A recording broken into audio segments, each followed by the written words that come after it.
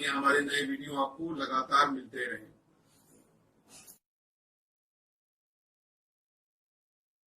नमस्कार दोस्तों, धर्म रहस्य चैनल पर आपका एक बार फिर से स्वागत है। पिछली कहानी को आगे बढ़ाते हुए चलिए पढ़ते हैं इनके पत्र को। माफ करना गुरुजी, मैं आज आपके आगे की कहानी बताने जा रहा हूं जो मुझसे छूट गई थी। गुरुजी, मेरे पापा उसी पूजा की वजह से मृत्यु को प्राप्त हुए थे। ट्रेन दुर्घटना में। यह बात सुनी सुनाई नहीं है, मेरे परिवार की सच्ची बात है। मुझे आप पर अति विश्वास हो चुका है और आपके माध्यम से लोगों को बताना चाहता हूं कि कोई भी व्यक्ति ऐसे कर्म करने से अपने परिवार को बर्बाद ना करे। गुरुजी, उनकी उस सिद्धि की वजह से मेरी छोटी बहन की मृत्यु के बाद से ही उस आत्मा ने अपने वश में कर लिया था। लेकिन अभी हमारे गांव के पास ही एक गांव बावली नामक जगह पर मेरी मां ने मेरी बहन का इलाज कराया है।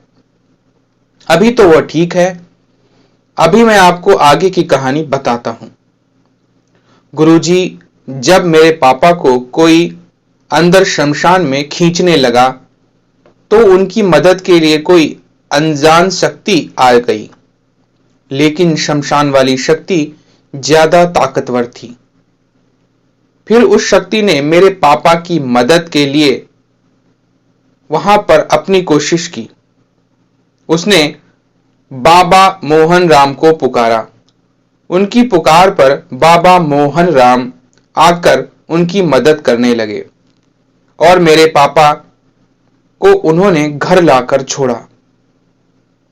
जब वो घर आ गए तो सुबह जैसे ही सोकर उठे, चाय आदि से निपटकर बैठे ही थे कि जय बाबा मोहन राम की बोलकर अंगड़ाई लेकर तोड़ी। ऐसा होता देख मेरी मां ने उनसे पूछा, क्या हुआ? लेकिन वह कुछ भी नहीं बोले। उनकी आंखें लाल हो गई थी। क्योंकि मेरी मां बहुत ही बहादुर है, उन्होंने मेरे पापा से पूछा, कौन हो? तो अचानक ही वो रोने लगे। मेरी मां ने कहा, रोने की क्या बात है, तुम मुझे बताओ कौन हो और क्यों हमें परेशान कर रहे हो? तब वो बोले, मैं इसका छोटा भाई हूं और इन्हीं की वजह से रो रहा हूं, क्योंकि मैं इसे कितनी बार बचाऊं, ये हमेशा कुछ ना कुछ मुसीबत अपने पल्ले बांध लेता है। लेकिन इस बार इसने ऐसा कर लिया कि अगर मैं सही समय पर बाबा मोहन राम को नहीं बुलाता तो इसको कोई बचा नहीं पाता। फिर मेरी मां ने पूछा, आप इनके भाई हो, मैं कैसे मानूं? तुम्हारा नाम क्या है? उन्होंने बताया कि मैं कुछ ही दिनों, मतलब पैदा होने के कुछ ही दिन बाद मर गया था।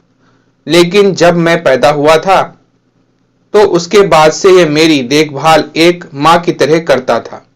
इसी वजह से मैं इसके साथ आज हूं। उस समय तक मेरा कोई नाम नहीं रखा गया था। मैं मरने के बाद बजरंग बली की शरण में चला गया था, इसलिए मेरा नाम बजरंग है। उन्होंने कहा, बच्चों को बुलाने पर मैं और मेरी बहन वहां गए तो मेरी मां ने कहा, बेटा ये तेरे चाचा जी हैं, इन्हें नमस्ते करो और पैर छुओ। उस समय हमें कुछ पता नहीं था और मां ने कहा और हमने कर दिया। उन्होंने आशीर्वाद भी दिया और मेरी बहन से उन्होंने पैर नहीं छूने, क्योंकि हमारे यहां कन्या से पैर नहीं छूने दिया जाता है, क्योंकि कन्या को देवी स्वरूप माना जाता है। गुरुजी, मुझे लिखने में थोड़ा सा विलंब और स्पष्टता नहीं है, इसके लिए क्षमा प्रार्थी हूं, क्योंकि इस घटना को 7-8 साल हो चुके हैं। इसी वजह से दिक्कत हो रही है।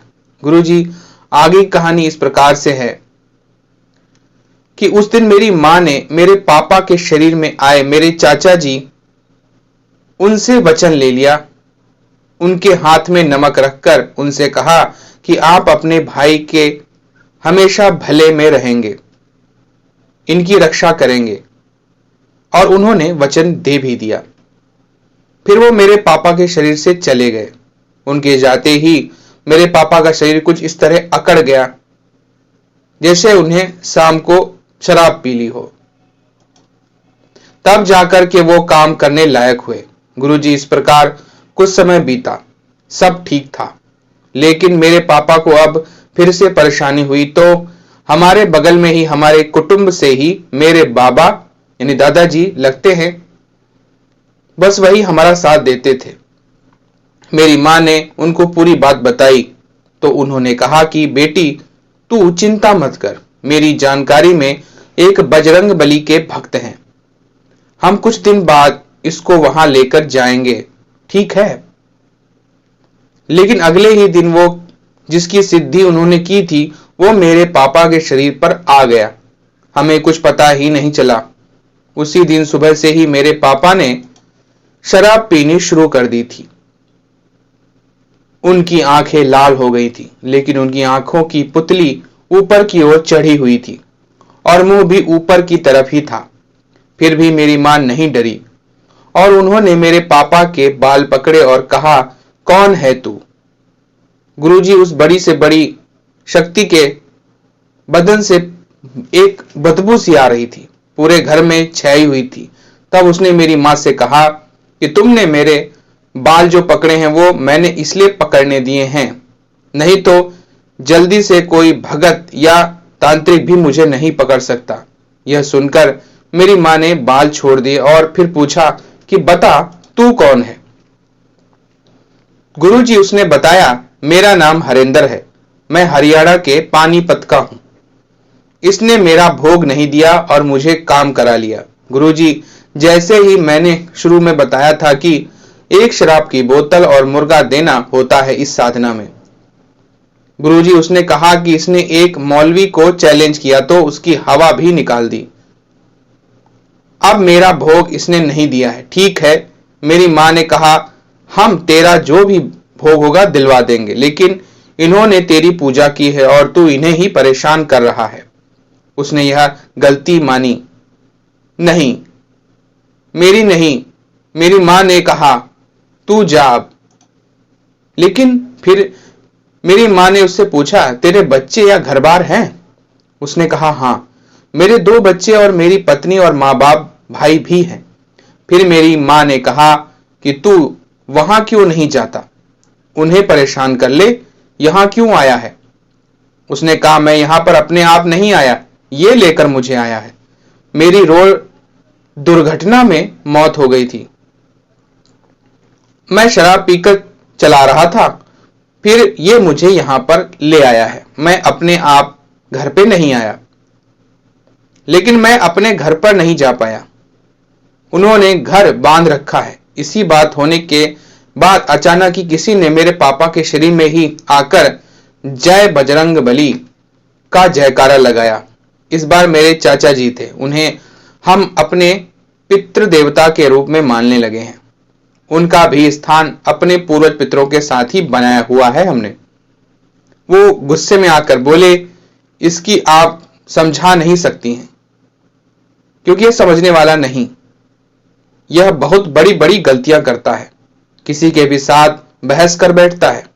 मेरी मां ने कहा, हमें तो पता भी नहीं इन्होंने क्या किया है, अभी थोड़े ही देर पहले आया था। मेरे चाचा जी ने कहा, मुझे पता है, मैंने ही बाबा मोहन राम की मदद से इसको बाहर निकाल दिया है।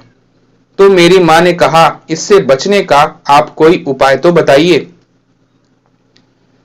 तो गुरुजी ने कहा, मैं थोड़ी देर के लिए बाबा को इसके शरीर में भेजूंगा कल, क्योंकि आज इसका शरीर झेल नहीं पाएगा। तुम लोग कल शाम को एक चिलम, लौंग और साफी लाकर रख लेना। साफी एक जालीदार कपड़ा होता है जो चिलम पर लगाकर चिलम के रूप में पिया जाता है। इतना कहकर उन्होंने कहा, उपाय भी वही बताएंगे और किसी बड़े समझदार को जरूर बुला लेना। इतना बोलकर वो चले गए। उनके जाते ही मेरे पापा इतने थक गए थे कि थोड़ी ही देर बाद वो सो गए और शाम को उठे। उनका सिर दर्द कर रहा था, जैसे डंडों से उन्हें बहुत अधिक पीटा गया हो। इसके बाद क्या हुआ गुरुजी, मैं आपको अगले भाग में लिखकर भेज दूंगा।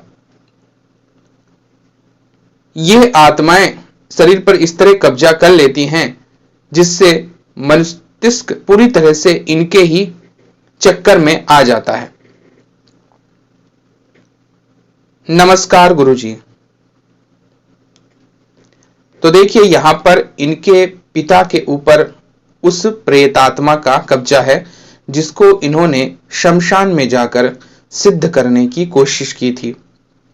अब जब तक कि उसका विसर्जन नहीं हो तब तक उसे भगाने का और कोई तरीका नहीं है, क्योंकि उस शक्ति को खुद ही बुलावा देकर बुलाया गया है।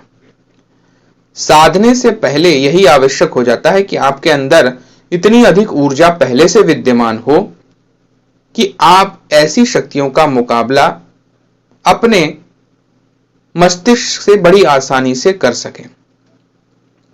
और ऐसा तभी होता है जब आपने किसी बड़े गुरु की शरण ले रखी हो, कोई गुरु मंत्र पूर्णतः सिद्ध किया हो, या फिर आपने किसी अपने इष्ट भगवान की बहुत वर्षों तक तपस्या और साधना की हो। आगे क्या घटित होगा यह हम लोग अगले भाग में जानेंगे। तो अगर यह जानकारी आपको पसंद आ रही है और यह कहानी आपको पसंद है तो लाइक करें, शेयर करें, सब्सक्राइब करें चैनल को। आपका दिन मंगलमय हो। धन्यवाद।